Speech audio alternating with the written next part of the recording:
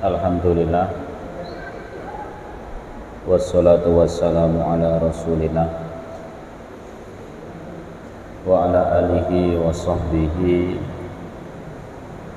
wa man tabi'ahu bi ihsanin ila yaumil qiyamah. Rabbi shrah li sadri wa yassir li amri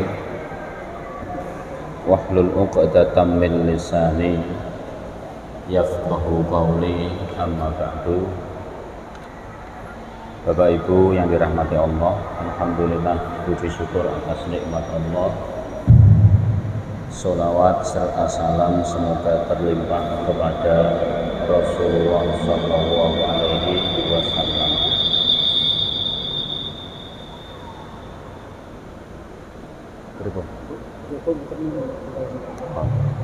Ya satu mawon, satu buat dua. Dua. Satu aja. Nggih, nek dua muni. Nggih, di pendet mawon. Bapak Ibu, kita lanjutkan. Kembali ke Madinah. Kembali ke Madinah. Pasukan Islam meninggalkan Tabuk dengan membawa kemenangan tanpa terjadi peperangan, dikarenakan musuh-musuh justru bersebaran dengan menjaga wilayah masing-masing, tidak berkumpul jadi satu untuk melawan Nabi, justru malah menyebar ke wilayah masing-masing untuk menjaga wilayahnya sendiri-sendiri. Dikarenakan mereka sudah dihinggapi rasa takut terhadap kaum muslimin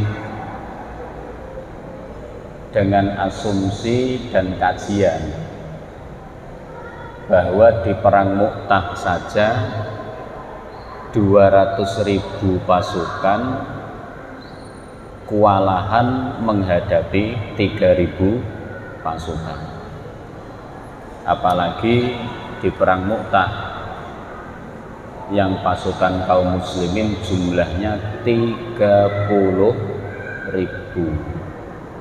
Meskipun mereka berjumlah lebih banyak, yaitu 40.000, tapi perhitungan mereka membuat mereka takut dengan Nabi, akhirnya menyebar ke wilayah masing-masing, karena pasukan Romawi itu terdiri dari persekutuan,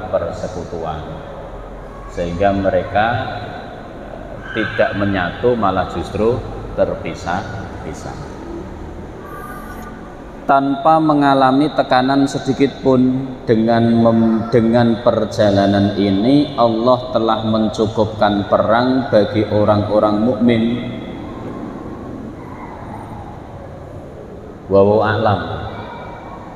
Kata mencukupkan ini mungkin berarti bahwa perang ini adalah perang terakhir bagi Nabi, bagi Rasul, karena menurut hitungan setelah ini dan di depan kita niki bukunya pun tipis, berarti sedelok malih habis, dan alhamdulillah jenengan wis katam. Raketang yo apal sih boten, tapi pun nate katam, paling tidak pernah mengkaji sejarah Nabi dari awal sampai akhir, dari Nabi lahir sampai Nabi wafat. Meskipun ketika ditanya jal ceritane yo ora apa, yang penting pun nate ngaji kan. Kemungkinan ini adalah perang napa terakhir. Hadirin wal hadirat, Bapak Ibu yang dirahmati Allah, tapi nggih menyedihkan, karena kalau saya sebut ini perang terakhir, maka sebentar lagi Rasul wafat. Bapak Ibu yang dirahmati Allah, dalam perjalanan pulang ke Madinah dan saat melewati sebuah jalan bukit, ada 12 orang dari golongan munafik yang hendak menyerang Nabi. Sampun kula jelaske nggih, Rasul Nabi Muhammad Sallallahu Alaihi Wasallam harapannya hijrah ke Madinah itu menghindari permusuhan terhadap orang Quraisy. Saudara, ketika Makkah sudah tidak lagi kondusif, banyak kaum Quraisy yang memusuhi Islam.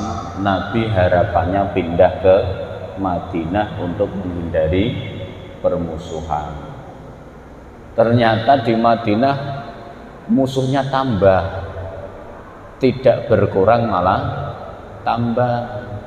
Orang Quraisy datang menyerbu Madinah, perang Badar, perang Uhud, perang Khandaq. Ditambah lagi di dalam kota Madinah ada orang Yahudi yang memusuhi Nabi, yang akhirnya jadi perang Khaybar, Bani Quraidah dan lain sebagainya. Juga ditambah musuh yang paling sulit untuk diidentifikasi, yaitu orang-orang munafik, Bapak Ibu. Orang-orang munafik. Usamah bin Zaid, ngertos ya? Usamah bin Zaid dalam satu peperangan membunuh seorang yang mengucapkan syahadat.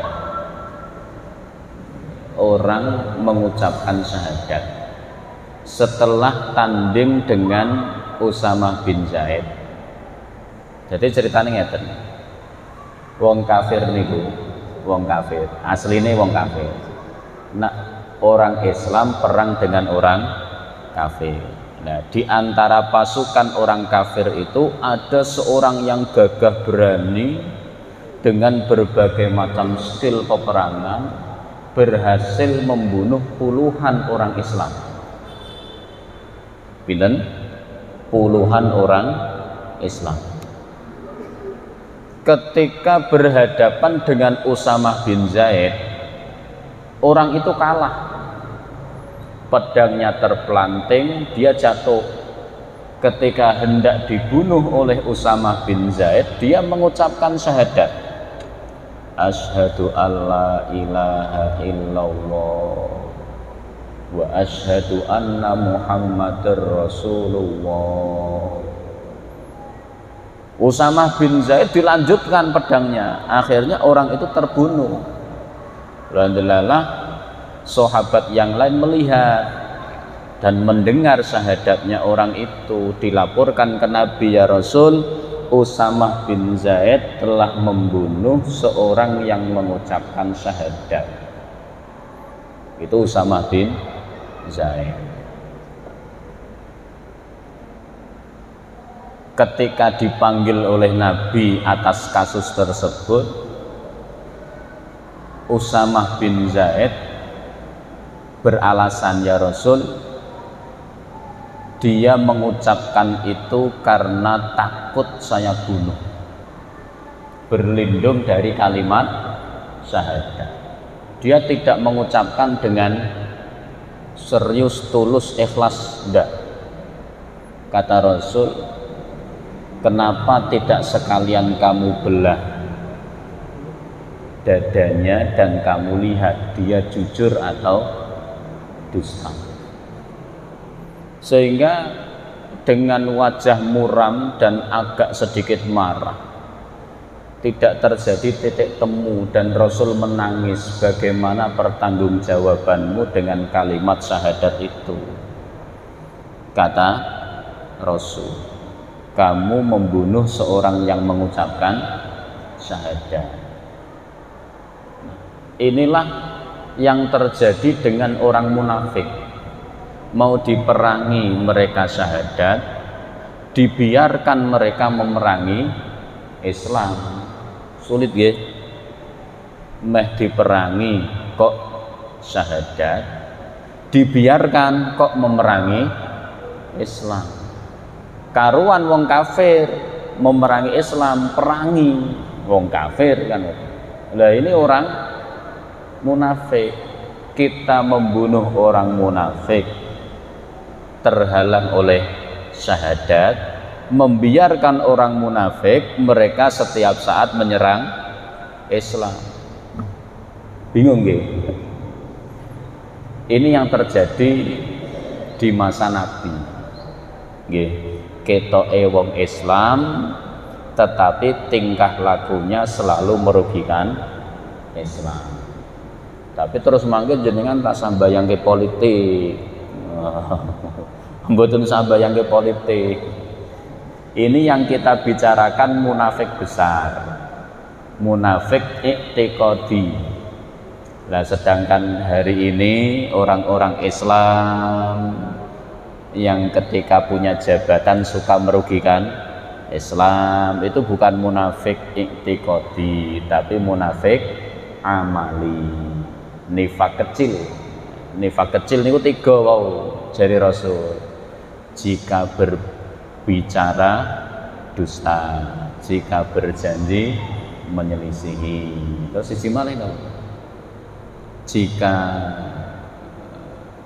niku lah niku pokoke 3 niku lah. Niku munafik kecil, bukan munafik besar. Lah yang kita bicarakan adalah munafik besar yang mereka benar-benar memusuhi Islam dan sampai menyerang Nabi Shallallahu Alaihi Wasallam. Di perjalanan perang Tabuk ini ada 12 orang.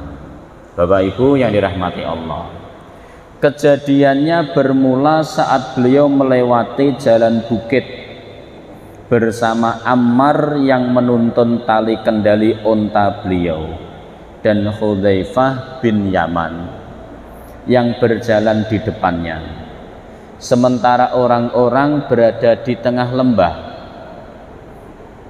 Rasul sedang bertiga, Rasul, Ammar dan Hudzaifah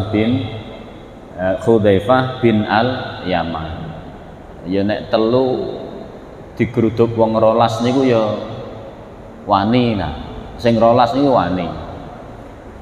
Nggih, kok apa mereka tidak mempertimbangkan 30.000 orang di belakangnya, boy? Ketika Rasul bertiga, padahal posisinya di belakang Rasul ada 30.000 orang. Kenapa mereka berani, Bapak Ibu? Hadirin wal hadirat, Bapak Ibu yang dirahmati Allah, kedewasaan kaum muslimin ketika itu belum matang. Nggih, apa? Kedewasaan kaum muslimin belum matang.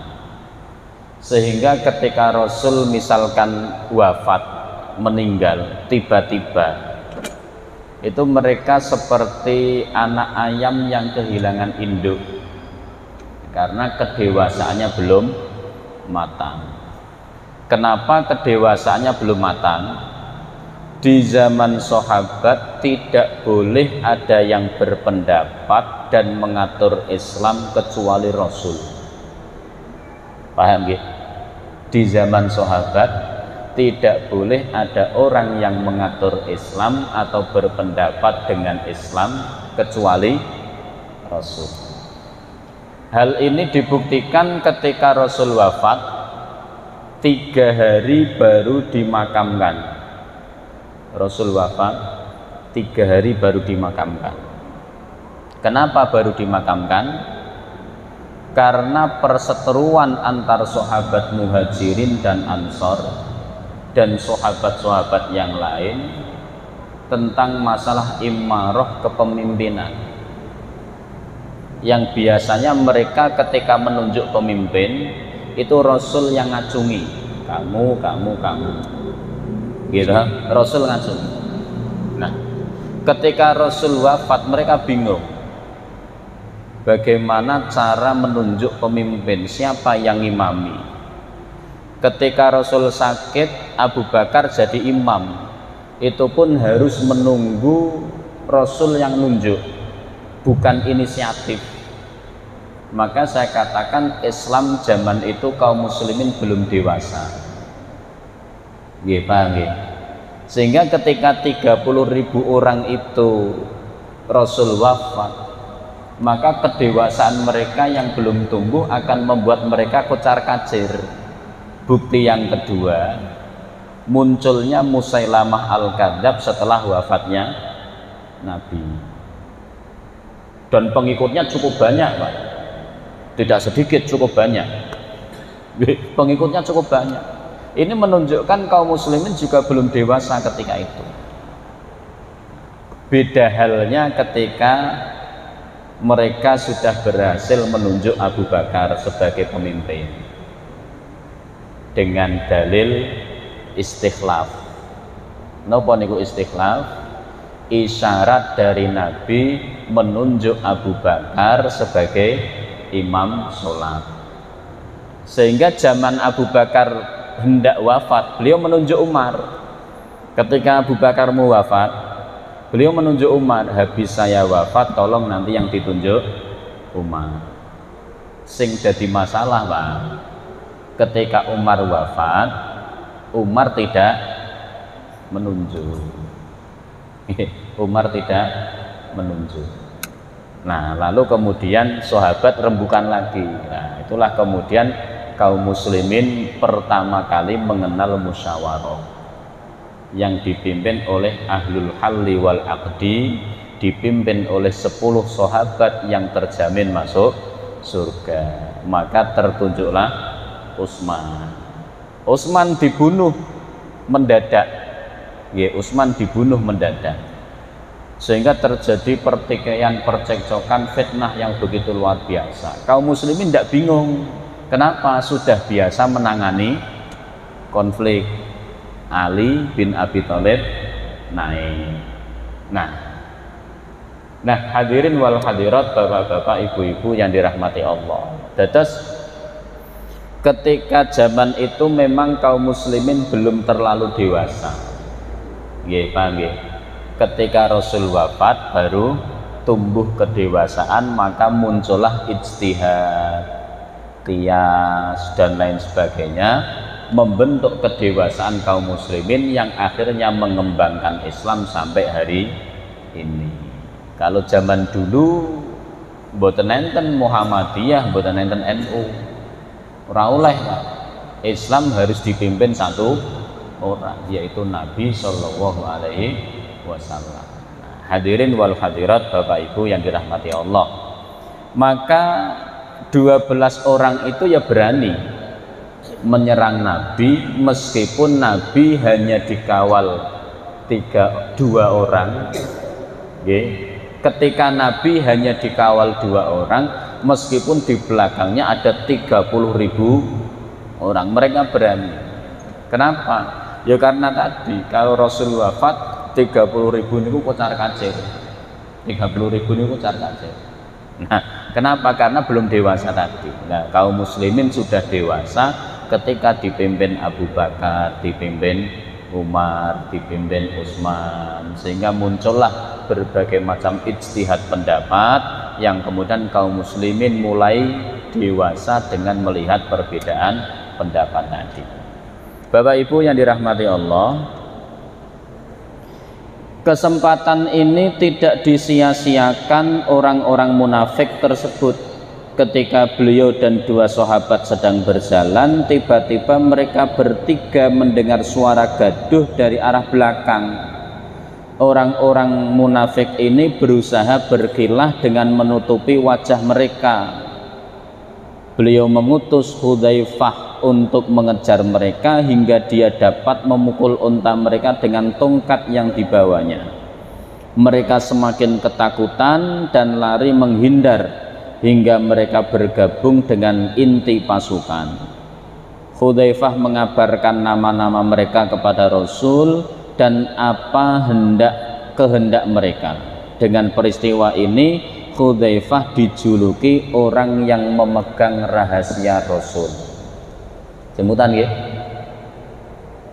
Hudzaifah itu menjadi satu-satunya sahabat yang memegang kunci dan data nama-nama orang munafik.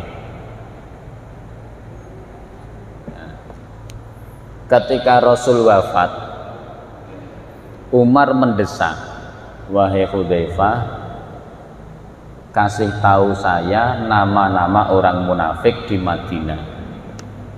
Umar kan Amirul Mukminin, punya kepentingan data untuk mendata orang munafik. Sebagai intelijensi lah untuk membangun apa?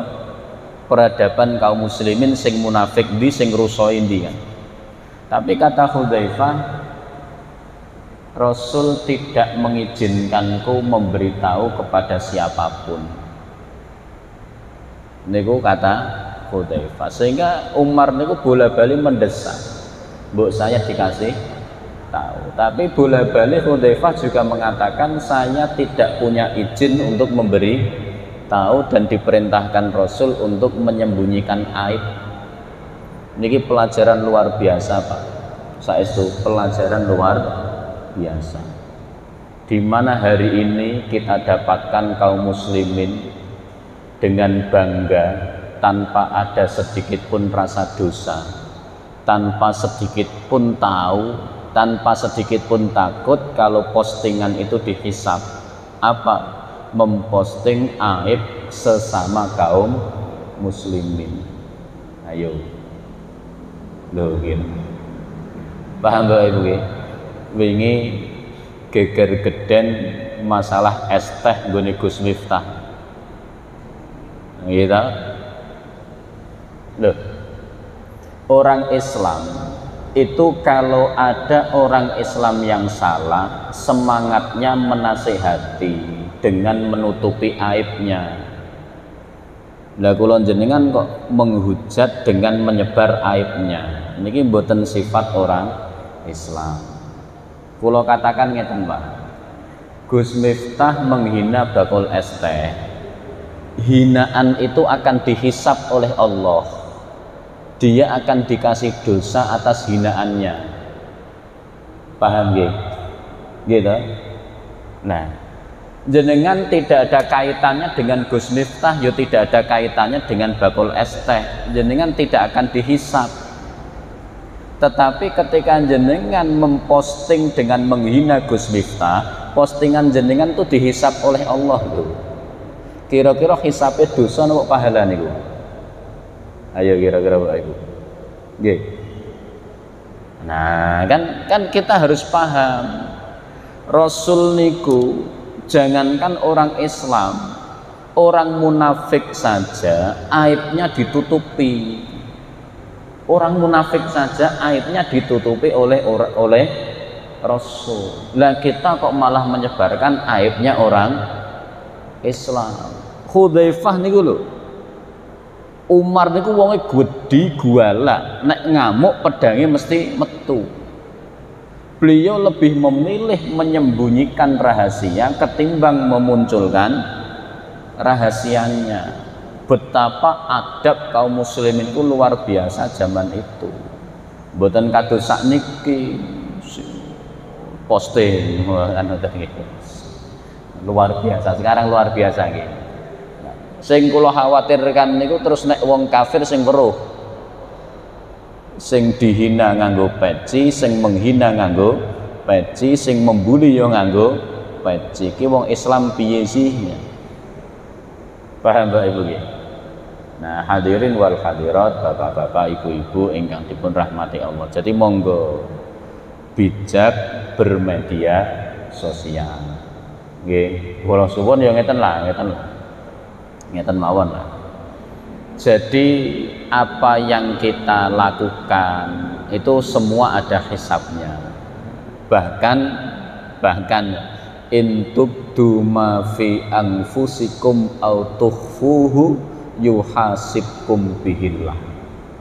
Nembe batin mau wis dihisab. Nembe batin tok niku pun dihisab in tubdu ma fi anfusikum au tukhfuhu yuhasibkum bihillah. Mulane monggo hati-hati gitu. Nah, hadirin wal hadirat, melanjutkan kisah Umar, maka Umar punya tips yang cukup menarik. Ketika ada orang yang meninggal, nek enten wong mati zaman dulu, zaman Umar, itu Umar ndak mau nyolati kalau di dalamnya tidak ada Hudzaifah. Jadi kalau di dalamnya ndak ada Hudzaifah yang nyolati, Umar ndak mau nyolati dengan alasan yang tidak disolati oleh Hudzaifah itu pasti orang munafik, karena dalam ayatnya jelas la taqum fihi abadan, nyolati wong munafik niku hukume haram. Nggih, nyolati wong munafik niku hukume haram.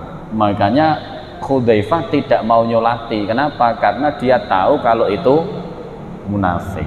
Berbeda dengan sahabat yang lain, orang ngerti, aku orang ngerti nek kowe munafik. Tapi Hudzaifah kan tahu. Makanya Umar selalu di belakangnya Hudzaifah. Kalau Hudzaifah nyolati, Umar ndak ikut nyolati. Kalau Hudzaifah ndak nyolati, Umar ndak ikut nyolati. Paham ya? Nah, lho nek ngono dicari tahu munafik apa ora. Lah niku kelirune kula jenengan, mencari tahu aib seseorang itu hukumnya haram. Nggih, wala tajassasu. Jenengan oleh siaran innalillahi wa inna ilaihi rajiun. Rasa mbok takoni tanggane, "Ki mau salat ora wonge?" Kan ngoten. Lah ngopo Pak? Nek salat aku gelem nyolati, nek ora wegah. Niku jenengan haram, niku tajassasu jenenge. Wong urip mawon aibnya dilarang untuk dicari, apalagi orang mati. Tapi nek jenengan ngerti wong niku mboten salat yo aja-aja. Nggih, jenengan ngerti wong kuwi ora salat, Pak, aja melu nyolati wong kuwi ora salat lho. Lah malah jenengan kena dosa nyebar fitnah. Angel mboten kula Ibu. Nggih. Kalau kita tahu orang itu tidak salat, kita dilarang menyebarkan aibnya. Kalau kita tidak tahu, kita dilarang mencari aibnya. Makanya kemudian dalam fikih dikatakan nahkumu bil dzawahir. Paham ya? Kita kaum muslimin diperintahkan untuk menghakimi seseorang lewat dohirnya. Kula nek jajan, nek jajan nek marung ten warung niku ora Pak ngerti pitike sembelihane telu apa ora, wis mboten ngerti. Wis ora Pak peduli. Sing penting tulisane warung makan Pak Haji wis kula yakin wis yakin. Pokoke sing duwe kudungan, sing dodol haji yakin mawon lah. Ngoten nggih. Niku teknik fikih nahkumu bil dzawahir. Jadi jenengan mboten perlu toh tak goleki tenan apa ora, ketoke kaji kok ora bener. Niku jenenge tajassasu. Paham nggih? Niku jenenge mencari aib. Makanya terus fikih mengajarkan nahkumu bil dzawahir. Pokoke jenenge Islam. Jenenge Muhammad Iqbal. Salat apa ora salat wis Islam. Wong jenenge Islam. Lah nek murtad piye? Nek murtad mesti ganti jeneng. Mesti ganti jeneng. Pendeta Muhammad Iqbal ora ono, Pak. Ya mesti ganti jeneng. Paham ya? Nah, maka monggo Bapak Ibu berbijak di dalam aib. Hadirin wal hadirat, Bapak Ibu yang dirahmati Allah. Ketika tanda-tanda daerah Madinah sudah tampak dari kejauhan, beliau bersabda, "Itulah Gunung Uhud. Ia mencintai kami dan kami mencintainya." Ya, napa Gunung Uhud yang di bawahnya ada makam orang yang paling dicintai Nabi, yaitu Hamzah bin Abdul Muthalib, paman Nabi. Saking senengnya Nabi dengan Hamzah yang gugur di perang Uhud, Nabi juga mencintai gunung Uhud yang di dalamnya ada jenazah Hamzah. Saking senenge Nabi dengan gunung Uhud, sampai gunung Uhud itu dibawa ke surga. Saking senenge Nabi kalih gunung Uhud niku, gunung Uhudnya digawa tekan swarga. Jenengan mboten sah bayangke ngangkate niku urusane Gusti Allah. Pokoke manggih ten akhirat wonten gunung Uhud. Lah jenengan nek Pak napa nek Pak nyicil ngloloni napa jenenge, kalau mau mendahului masuk surga dolana ten gunung Uhud. Nggih, karena nanti gunung Uhud sampai surga. Lan jenengan saking kangene karo swarga tak dolan ning gunung Uhud. Pak ngopo Pak? Pak tilik swarga yang ada di bumi, yaitu gunung Uhud Bapak Ibu. Dan gunung itu dicintai oleh Nabi karena termasuk gunung yang mencintai Nabi. Perlahan orang yang berada di Madinah bisa mendengar kedatangan beliau. Oh nggih, sing munafik dereng tak terangke iki Pak Len. Jadi ketika dikejar Hudzaifah, orang munafik masuk barisan ke 30.000 orang. 30.000 orang. Wong rolas dioyak nggawa topeng. Wong rolas niku pakai topeng. Nyerang Nabi ketika gagal dikejar lari ke 30.000 orang. Golekane pripun? Golekane pripun? Yang tahu siapa 12 orang itu adalah Hudzaifah. Yang jadi masalah, Rasul tidak memerintahkan Hudzaifah untuk menangkapnya, dan ketika ada yang mau menangkapnya, Rasul melarang Hudzaifah untuk menyebutkan nama-namanya. Kenapa Bapak Ibu? Jane nek wong rolas niku dipateni, kancane kan kapok. Tapi Rasul kok membiarkan? Ayo, Rasul kok membiarkan? Maka jawaban Rasul, jangan sampai orang kafir mengira Muhammad membunuh sahabatnya. Asik bukan jawabannya, asik betul. Rasul hanya menyampaikan jangan sampai orang kafir melihat atau mengira bahwa Rasul Muhammad membunuh sahabat. Ini jawaban yang luar biasa. Kula panjenengan dereng iso niru. Nggih. Manajemen kebencian dan kesenangan kita belum bisa. Ciri-ciri orang yang beriman, nggih, yang dikatakan oleh Rasul wajada halawatal iman, mendapatkan nikmat dan manisnya iman, salah satu cirinya adalah mencintai kaum muslimin. Dan kula jenengan belum bisa. Ya bisa mencintai kaum muslimin, tapi sing satu golongan. Wong NU ra iso seneng karo wong Muhammadiyah, wong Muhammadiyah ra iso seneng karo wong NU. Tapi nek bolone dhewe saling seneng. Gitu. Mulane kemudian Bapak Ibu yang dirahmati Allah, kula ya paling gedeg, jane paling gedeg ya mboten napa-napa nggih. Paling gedeg niku karo wong salafi kan. Nek karo kanca ngajine akhi. Akhi kan sedulurku kan. Tapi nek karo wong liya ora gelem, musuh kabeh. Kan ya kleru. Kudune ya bakul some diceluk akhi, kudune ya napa bakul rambak ya diceluk akhi. Sedulur kabeh kan gitu. Dan Allah katakan kunu ibadallah ikhwana. Yang harus bersaudara niku hamba Allah. Semua hamba Allah, makanya monggo melalui Masjid An-Nur niki dan melalui majelis ngaji niki kula mengajak panjenengan kula untuk mencintai kaum muslimin siapapun. Napa?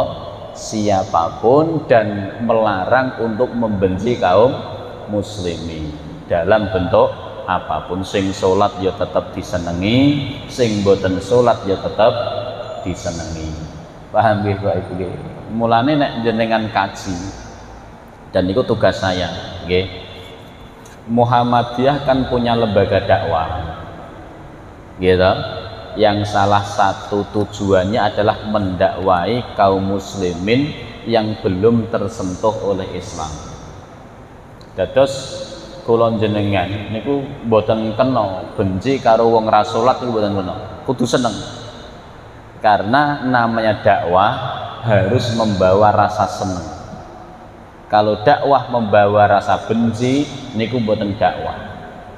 Dakwah niku menyebar kasih sayang, mboten menyebar kebencian. Mulane monggo dicermati Bapak Ibu.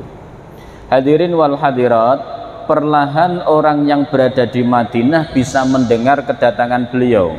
Karena itu kaum perempuan dan anak-anak keluar untuk menyongsong kedatangan pasukan Islam dengan suasana gembira seraya mengucapkan syairin apa tola al badru alaina min saniyatil wada. Pakai gendang betul kok, pakai musik betul, pakai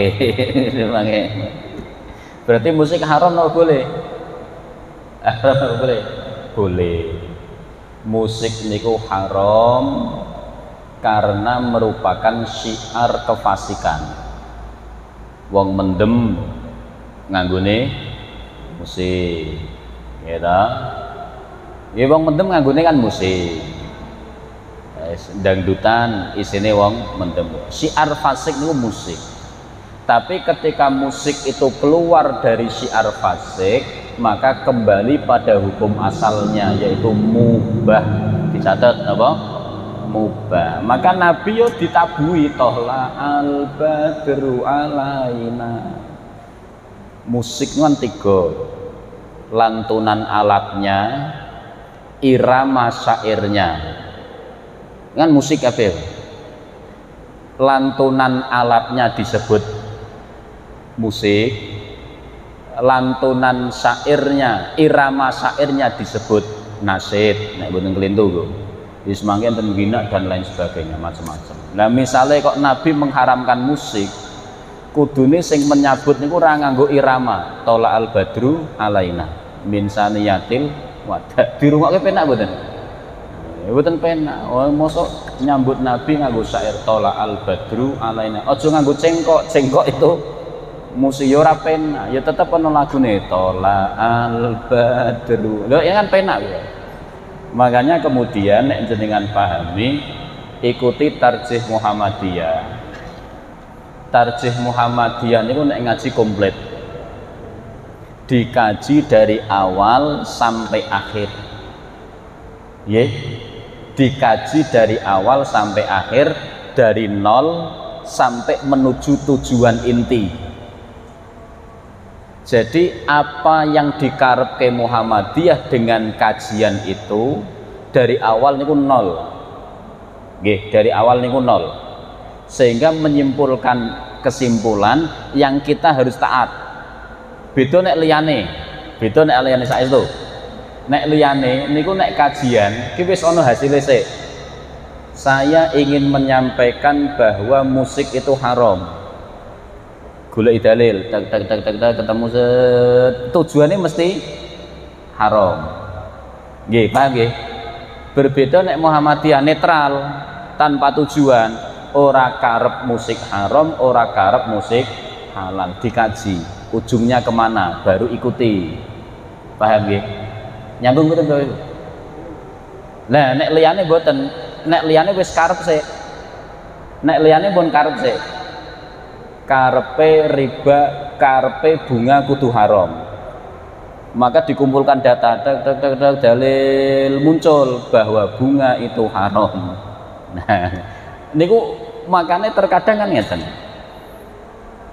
Dalil itu diikuti bukan diikutkan. Dalil itu diikuti bukan diikutkan. Jadi awake dhewe kudu ngikuti dalil, bukan dalil ngikuti awake dhewe. Meskipun teman-teman PCPM pernah membaliknya, diamal kesek gek goleki dalile. Biasanya kan goleki dalile sik gek di amal ke.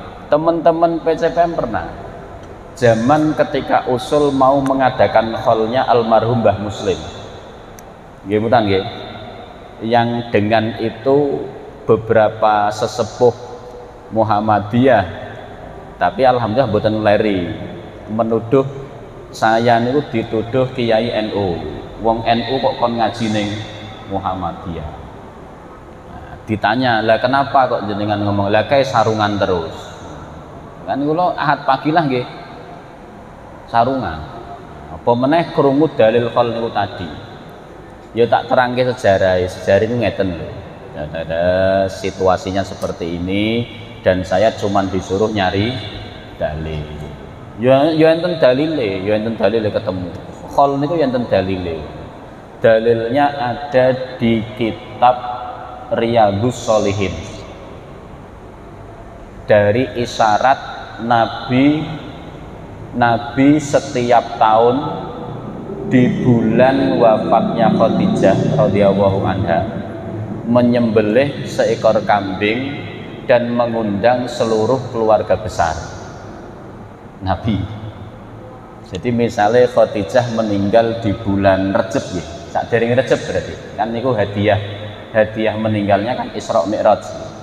Berarti ya wingi lah. Sebelum itu Rasul menyembelih kambing dan setiap bulan itu Rasul nyembelih kambing dan memanggil keluarga besarnya untuk nopo, untuk mengenang kepergian. Itu yang disebut dengan khol. Nah, khol niku haul niku setahun pisan. Nah, niku dalile ngoten. Paham Bapak Ibu? Dalile ngoten. Wah, aku ora sepakat. Ya monggo mboten sepakat ora apa-apa kok. Niki kan cuman dalil itu kan isyarat, kode, tinggal siapa yang menjelaskan. Nah, makanya kemudian ada dalil khol itu tadi. Orang ngono ya monggo mboten napa-napa, sepakat boleh, tidak sepakat ya boleh. Tapi situasinya ketika itu teman-teman pemuda itu dalam rangka mempolitisasi dakwah. Karena kita tahu ya, almarhum Mbah Muslim niku tokoh lintas agama. Cina ya menghormati, Kristen ya menghormati, NU lah nopo lagi kan ngoten nggih, NU lah menghormati. Makanya ben wong-wong niku do teko, acaranya kan kudu acara nasional. Hall. Lah nek diundang ten Milad Muhammadiyah ora gelem teko Cina niku. Ayo dalam rangka Milad Muhammadiyah kita mengenang almarhum Mbah ora gelem teko nek acarane napa Milad. Nek acarane khol kan gelem teko. Lah situasi politiknya kan seperti itu Bapak Ibu. Niku dalam ranah dakwah boleh karena saya orang dakwah. Hadirin wal hadirat, bapak-bapak, ibu-ibu yang dirahmati Allah. Ngoten nggih, paham nggih? Jadi nek ngaji niku kudu sing global. Jangan bawa tujuan sih. Tujuan saya mengadakan kajian bahwa musik itu haram. Akhirnya digoleki dalil-dalil sing mengharamkan, yang membolehkan disembunyikan. Kan ngoten biasane. Nek kita di Muhammadiyah mboten. Yang mengharamkan dikaji, yang membolehkan dikaji, dikumpulkan ijma di antara keduanya terus dikaji kemudian disimpulkan. Dan termasuk saya juga menyimpulkan demikian. Keharaman musik itu di surat Luqman itu kan liyudilla an sabilillah. Gitu. Liyudilla an sabilillah, untuk menyesatkan dari jalan Allah. Niku ceritane sahabat pas Jumatan, Nabi pas khutbah. Nabi Jumatan, Nabi pas khutbah, tiba-tiba ada rombongan musik mengadakan pertunjukan. Sahabat keluar semua untuk melihat musik. Nggih, paham nggih? Sahabat keluar semua untuk melihat musik, sehingga yang Jumatan tinggal beberapa orang. Nah, disitulah kemudian di surat Al-Jumu'ah ada firman Allah, wa taraku ima, dan Allah katakan di surat Al-Jumu'ah musik itu lahwun. Wa idza ra'au tijaratan aw lahwanin faddu ilaiha, dikatakan lahwun, dan hukum asal lahwun itu mubah. Hukum asal lahwun itu mubah, menjadi haram kalau bernilai negatif, menjadi pahala kalau bernilai positif. Niku jenenge lahwun. Paham Bapak Ibu nggih? Jadi bukan haramun. Nah, niku nek jenengan kaji kudu komplit. Makanya kemudian musik menjadi haram jika nuansanya kepada sesuatu yang negatif. Musik menjadi boleh kalau nuansanya menjadi sesuatu yang positif. Misalnya nopo musik kok positif? Lagu Indonesia Raya, lagu Sang Surya, drum band. Jenengan nate enten wong karaoke nyanyi Indonesia Raya? Enten mboten? Pak nyumbang lagu apa Indonesia Raya enten? Mboten enten. Makanya Indonesia Raya termasuk Sang Surya itu menggunakan lantunan musik. Paham nggih Bapak Ibu? Mboten enten kan jenengan weruh wong nyumbang lagu Sang Surya ten karaokean, golek lagu napa Sang Surya, mboten enten. Itu boleh karena nilainya positif. Yang tidak boleh ketika nilainya negatif.